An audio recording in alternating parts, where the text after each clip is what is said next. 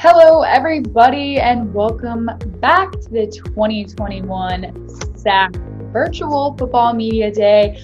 I am here with Todd Knight, who is the head coach of Newberry Football. Welcome, and thank you so much for being here. It's my pleasure.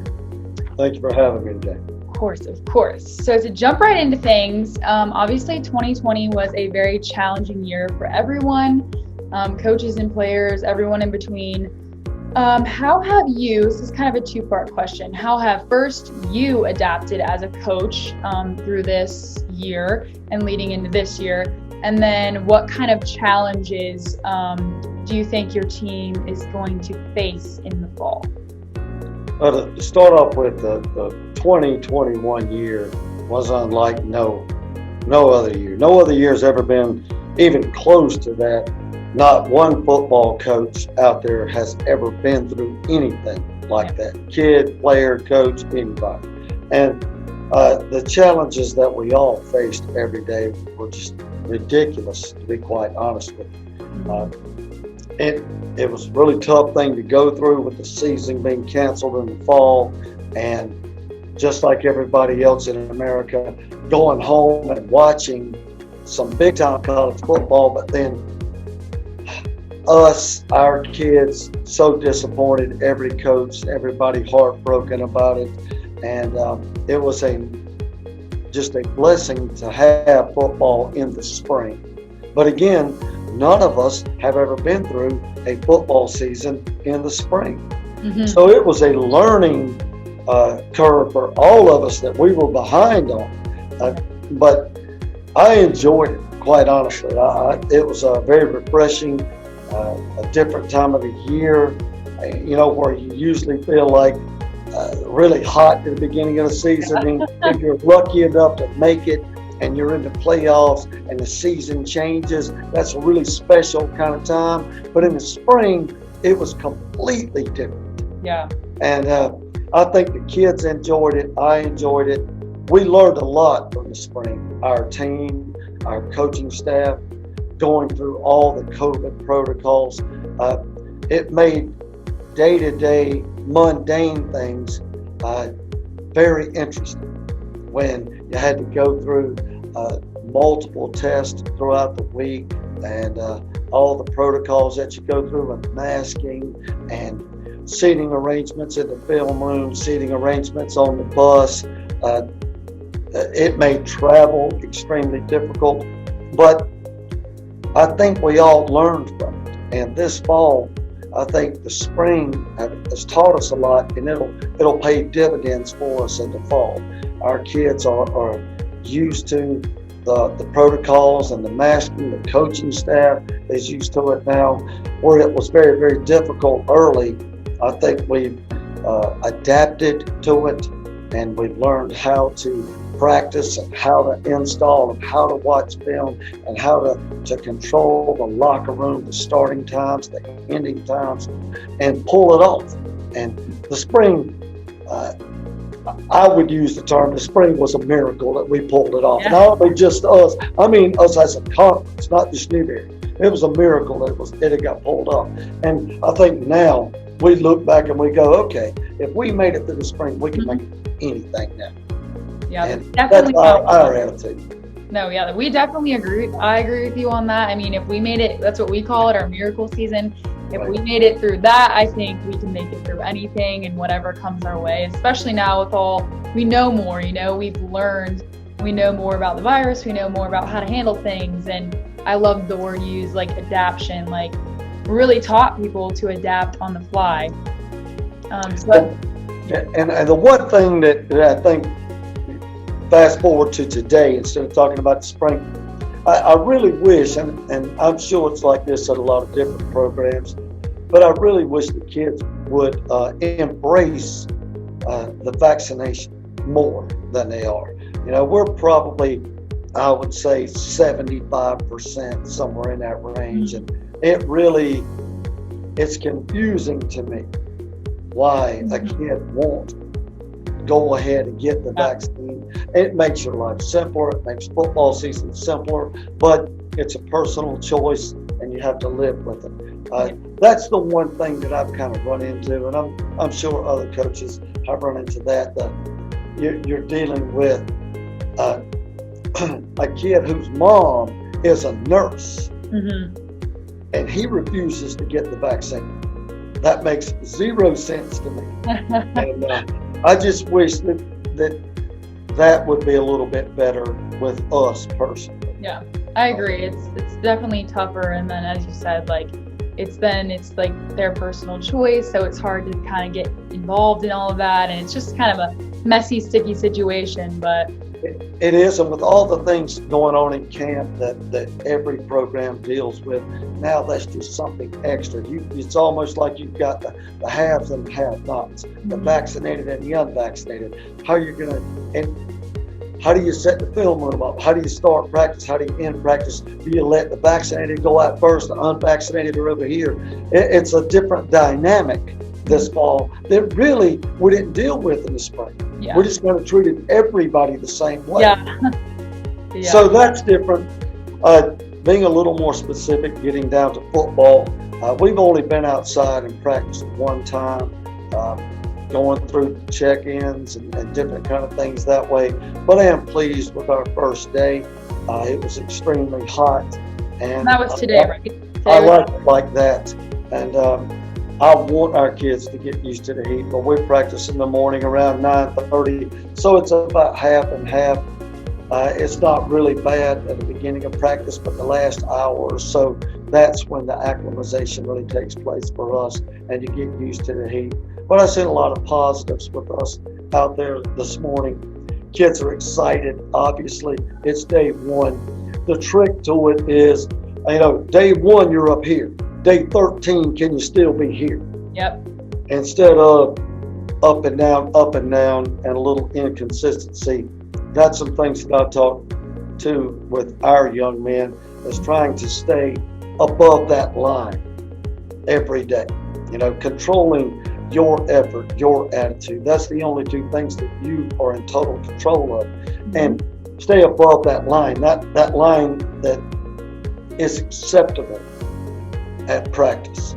If you fall below the line and it's unacceptable, that's when we start to have a problem. And that goes back to day one. Everybody's above the line day one. Can you be above the line practice 13? Yep. So that's good. That's good that you say you've had a successful first day.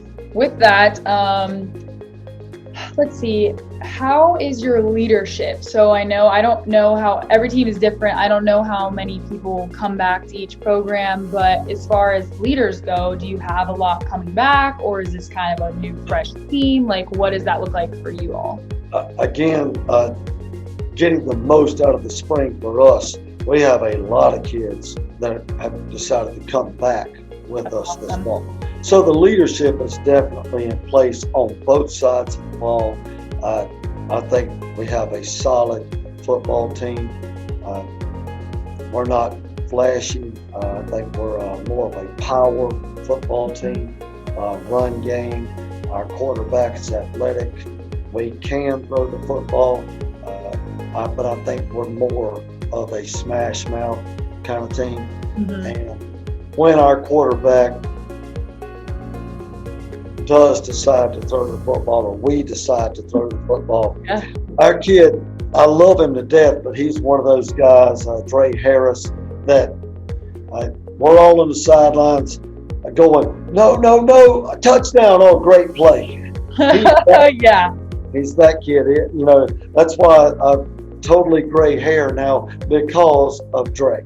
But he's had more plays that's ended up very positive than negative over the spring, and hopefully he'll continue that in the fall. But he is a very dynamic player, and he is the leader on the offensive side of the ball. But the thing that I really like about it offensively, a lot of great kids back up front. Our starting center, Alec Blackman, is in his senior season. He is the anchor up front, and that's what makes us go. And then we have a stable of tailbacks, Mario Anderson being our starter, Catrez Cook, who is a senior, Mm-hmm. that rotates with him, makes us very, very strong in the run game. Defensively, again, I think it's almost a mirror of the offense. The leaders are up front, and then we do have a really good leader in the back, kind of like Dre with the offense as the quarterback, and Anthony Blue in the secondary is in his senior season. He is a fantastic player, NFL watch list. He should have a great year, but defensively, it starts with us up front. We have several seniors up front that decided to come back, a couple of graduates that decided to come back because of the COVID year that was granted them to have another year back. And that's where it starts with us up front. Ty Kelly at defensive end and Tyrone Dixon at defensive tackle, both graduates and really, really good ball players. That's awesome. It's always very interesting to hear how many people came back and took their COVID year and decided to come back for the team. And that's seriously so awesome that you have so many leaders on both ends. Sometimes it's just one side that the leaders came back on, but it sounds like your football team is pretty solid coming into this year. Well, I will say this. Out of all the kids that graduated in the spring, I had one kid as a graduate decide not to come back. Wow. And how many do you have? And he didn't even participate in the spring because of an injury. Wow. That's so very pleased with the older kid, the leaders that you're asking about. They're all in place. Well, it also just says something about your team and your culture as well. I like truly believe that, those people wouldn't come back if they didn't truly believe in the program or believe in the leaders that are already there. So it definitely says a lot about your program, I would say. Thank you. I hope that's the way they look at it. But I also think that they think that we have an opportunity to be successful, so they want to be here and be a part of it. I agree. And I hope that is the case. Yeah, me too. And then my last question to you today is looking into the future. So 2022 season, I know we try to go 1 year at a time, but we obviously will have Barton, Erskine, and Emory and Henry joining us. How do you see that going? Like, what is your take on all of that? And are you excited for them to join? I love it. I've been here a long time and I've seen us grow, and I think it's a very positive thing. And you can look at it from something as simple as travel and scheduling. I know a lot of us run into an issue with scheduling, and you have to drive to Florida to find a ball game or all over the place. And this really makes that easy. And I think the conference down the road is considering doing kind of like what we did in the spring, having a Piedmont and a mountain region and doing some cross play, and at the end of the year having a true conference championship between the two. I think that's really cool, kind of like an SEC model, so to speak. So I love it. The good thing about it, Erskine's right down the road, so that cuts down on travel. But the trade-off, really, Barton's a little ways off for us, but then you get the Erskine right here close by, so it's a good trade-off. But I love bringing new teams into the league and just seeing us grow. And I've always thought this was the best small college football in America in this league, and just adding those quality teams to it, I think does nothing but strengthen it. I agree. We're going to be a Division II powerhouse, no doubt. Very, very excited. I think we've got several teams in this league that can do that. I hope that we pan out and we could be one of those. I know that several other ones in the league that I would tip my hat to and say, okay, yes, they have done a really good job representing our league in postseason play in the last couple of years. It has been a few years since we've made it to that point, and I look forward to when we can return. That is awesome. We are so looking forward to see how this season goes and to see how everybody does after, taking almost a full year off. But I just want to thank you so much for joining me today and giving me your time. We want to wish you the best of luck, and we are so excited for this season. Thanks so much for having us on, and look forward to seeing you at some games. Thank you.